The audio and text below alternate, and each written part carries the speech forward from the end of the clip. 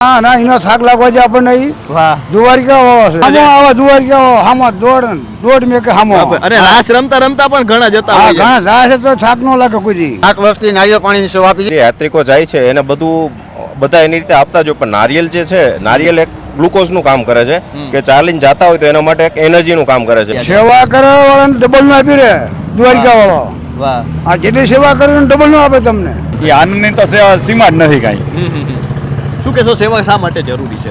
સેવા આપણા આત્માને શાંતિ માટેની જરૂર છે. અમારા વડીલે જે ચાલુ કરી હતી તો અમારા વડીલ અત્યારે એ નથી કરી શકતા પણ એના અમારામાં કંઈક ગુણ આવ્યા છે તો એના બદલે અમે આ ચાલુ કર્યું. દ્વારકાધીશની કૃપાથી અમને કોઈ જાતનો થાક એવું કંઈ લાગતું નથી. આ ઘણી બધી વાર જે અમે સાંભળી છે અમે વર્ણવી ન શકીએ એવું બોલીને જાય છે. સેવા પરમો ધર્મ આ સૂત્ર હંમેશા આપણી ધરતીમાં છે. ખાંડાની ધારે ચાલીને પણ લોકોએ હંમેશા સાર્થક કરી બતાવ્યું છે.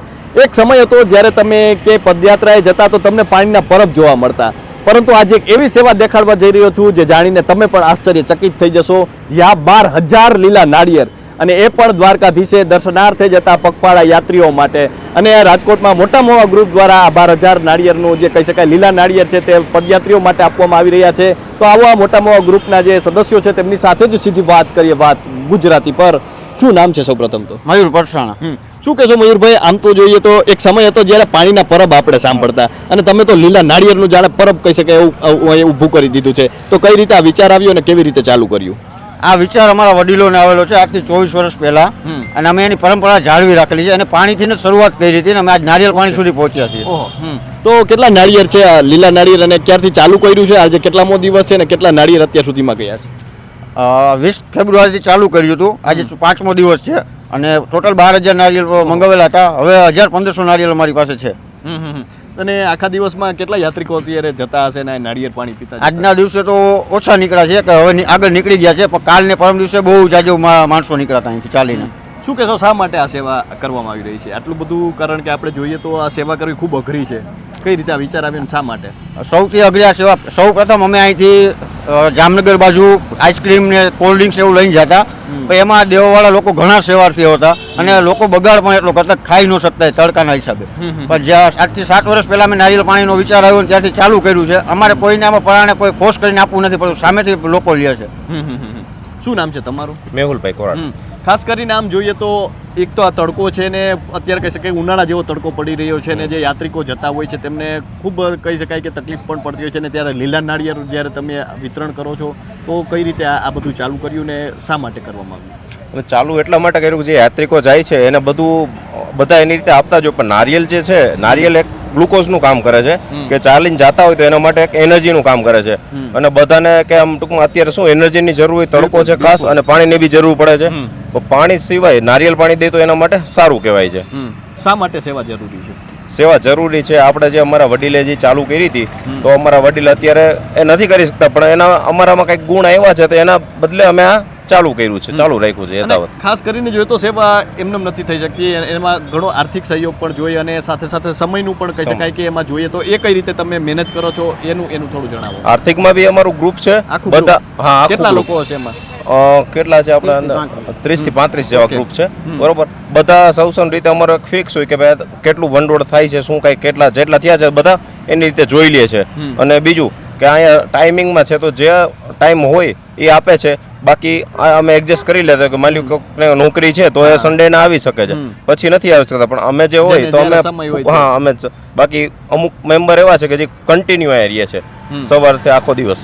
તો આ નાળિયેર ક્યારે આપવામાં આવે છે? એનો કોઈ સમય છે કે સતત ચાલુ હોય છે? ના, ઓલમોસ્ટ લગભગ 12:30 1 વાગ્યા લગી તો બેઠા જ હોય છે રાત્રે. હા. અને પછી સવારે 5 વાગ્યાથી જે ચાલુ થઈ જાય ને યાત્રાળુ તો ત્યારથી 5 વાગ્યાથી ચાલુ થઈ જાય, સવારના 5 વાગ્યાથી. તમારું નામ શું છે? હરેશભાઈ પરસાણા. શું કહેશો હરેશભાઈ આ પ્રકારની સેવા અને જ્યારે યાત્રાળુ આવે છે અને આટલા તડકામાં એ જે નાળિયેર પાણી પીતા હોય છે ત્યારે કેટલો આનંદ થાય છે? કારણ કે સેવા કારણે જ આપણી આ ધરતી ટકેલી છે, તો કેટલો આનંદ? એ આનંદની તો સીમા જ નથી કાંઈ. શું કહેશો સેવા શા માટે જરૂરી છે? સેવા આપણા આત્માને શાંતિ માટેની જરૂર છે. તો જે રીતે વાત કરી રહ્યા છીએ કે આટલા બધા નાળિયેર છે તેમનું કહી શકાય કે અહીં આપણે જોઈ શકીએ છીએ કે ઢગલો એક નાળિયેર છે. શું નામ છે તમારું? નરેશભાઈ સિંગાડા. શું કહેશો તમે પણ આ સેવામાં છો, કેવું લાગે છે? સૌપ્રથમ તો બહુ સરસ લાગે છે. આવો મોકો અમને ભાગ્યે જ મળે, એના માટે અમે પ્રયત્ન કરશું કે હજી આગળ બધું ચાલુ કન્ટિન્યુ રહે. આપણે જોઈએ કે અનેક લોકો ચાલીને જતા હોય છે, તેમાં પણ ખૂબ તકલીફ છે અને તમે સેવા કરી રહ્યા છો, તો કેટલી સેવામાં કઈ તકલીફ લાગે છે, ક્યારે એમ થાય છે કે થાકી ગયા એવું થાય છે? ના, દ્વારકાધીશની કૃપાથી અમને કોઈ જાતનો થાક એવું કંઈ લાગતું નથી. વાહ વાહ, તમને લાગે છે થાક? જરાય નહીં. શું કારણ છે એનું? કારણ અહીંથી જે લોકો પસાર થાય છે એ બધાને આશીર્વાદ. વાહ. એ કોઈ લોકો આ કાંઈ બોલતા હોય છે ક્યારેય? હા, ઘણી બધી વાર જે અમે સાંભળી છે અમે વર્ણવી ન શકીએ એવું બોલીને જાય છે અહીંથી. વાહ વાહ વાહ. અને કેટલા વર્ષોથી આ તમે કરો છો સેવા? નારિયેળ પાણીની 7 વર્ષથી આ 8 વર્ષથી નારિયેળ પાણી. 7 વર્ષથી નારિયેળ પાણીની સેવા આપી છે. આમ ટોટલ અમારી સેવાને 24 વર્ષ થયા છે જ્યારે અમારા વડીલોએ ચાલુ કર્યું તેને. હા હા. અને આ જ ગ્રુપ તમે? આ જ ગ્રુપ મોટામાં. અને ગઈકાલે રવિવારના દિવસે મોટામાં બહેનો અને બાળકો પણ હતા સેવામાં. શું લાગે છે આ વર્ષે કે જે ચાલીને જાય છે પદયાત્રીઓ વધારે જાય છે, ઓછા જાય છે, કે કઈ રીતે તમે જુઓ છો? ના, દર વર્ષે હોય એટલા જ હોય, પણ આ વર્ષે થોડાક વધારે છે દર વર્ષે હોય એના કરતાં. જી. તો આપણે જે રીતે જોઈ રહ્યા છીએ કે અનેક પદયાત્રીઓ છે તે પણ જઈ રહ્યા છે. આપણે જોઈએ છીએ કે પદયાત્રીઓનું એક મોટું ગ્રુપ છે તે પણ આવ્યું છે અને દૂર દૂરથી છે પદયાત્રીઓ દ્વારકાધીશના દર્શનાર્થે આવતા હોય છે. શું નામ છે દાદા? હારા ભાઈ ક્યાંથી આવો છો? સાયલા. શું કહેશો, દ્વારકાધીશના દર્શને જાવ હા, કેવું લાગે છે? મજા આવેલા. અને સાયલાથી રાજકોટ તો આ પગમાં તો લાગતું નથી, તમે તો જે એનર્જી દેખાય છે, થાકી એ તો નથી એનો ગયા? આધાર છે દ્વારકાવાનો. થાકી નથી ગયા? ના, એનો થાક લાગવા છે આપણને.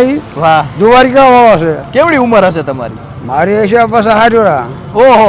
અને હા. તોય આટલો જુસ્સો છે. હા, આટલો. અત્યારના યુવાનો તો આવું હાલી નથી શકતા, હાલી શકે?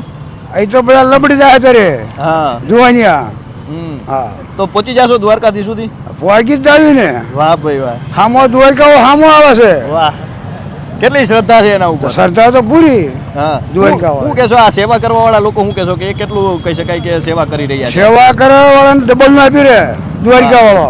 વાહ. આ જેટલી સેવા કરે ડબલ નું આપે તમને દ્વારકા વાળો. અને સેવા સતત ચાલુ છે? હા સર, એક જ ધારી ચાલુ છે. તમે કેટલા વર્ષોથી જાવ છો? કોણ? હું તો 5 વર્ષ છે. 5 વર્ષથી. હા. તો આમ પેલા જતા ને અત્યારે જતા કઈ ફેર લાગે? ઘણો ફરક છે. શું ફેર છે દાદા? બધી કોઈ નહીં, આ એકમાં બધી કોઈ ફરક જ છે. આપણે હા હા હા. ધંધા પાણીમાં બધી હા હા હા. આપણે મજા જ છે તમારે. હા. તમારું નામ શું છે દાદા? હાજર. હા. શું કહેશો કે આ બધા સેવા અત્યારે કરી રહ્યા છે, કેવું લાગે છે? તમે ચાલીને બહુ જઈ રહ્યા છો? સારું. થાક નથી લાગ્યો? ના, થાક લાગી. હા. તમારી હા. કેવડી ઉંમર? મારી પાસા કોઈ એટલે જ આવી જાય. હા. હા. તો આટલું બધું ચાલીને જાવ છો, પહોંચી જવા છે? પહોંચી જવા છે દ્વારકા? દ્વારકા તો જાવી જ છીએ. હા હા હા. હામો આવે છે. વાહ ભાઈ. અને આ હા. ચિત્રો જે અત્યારે દેખાઈ રહ્યા હામો છે. આવે દ્વારકા હામો દોડ મેં કે હામો. વાહ ભાઈ. અને રાસ રમતા રમતા પણ ઘણા જતા હા, હોય છે. ઘણા જાય છે તો થાક ન લાગે કોઈ દી. હા હા. હા, એનો આધાર છે એટલો દ્વારકા વાળાનો. અને હજી કેટલા વર્ષ તમારે જવાની ઈચ્છા છે? જે ઈચ્છા એના હાથમાં છે. આપણે હા. એની ઈચ્છા હોય તો મને 10 વર્ષ પૂરા કરે છે સરદાર અને આ વર્ષે તડકો વધારે નથી લાગતો? તડકો અમને ન લાગે દ્વારકા વાળા હોય. વાહ ભાઈ વાહ. વાહ, તડકો બડકો ન અને થાક જરાય નહીં? જરાય નહીં. તો જે રીતે આપણે જોઈ રહ્યા છીએ કે એક બાજુ સેવા છે તો એક બાજુ સંકલ્પ લઈને જતા દ્વારકાધીશના દર્શનાર્થે પદયાત્રીઓ છે અને તેમનો સુભગ સમન્વય છે તે અત્યારે આપણને જોવા મળી રહ્યો છે. તો અત્યારે બસ આટલું જ. ફરી મળતા રહીશું વાત ગુજરાતી પર.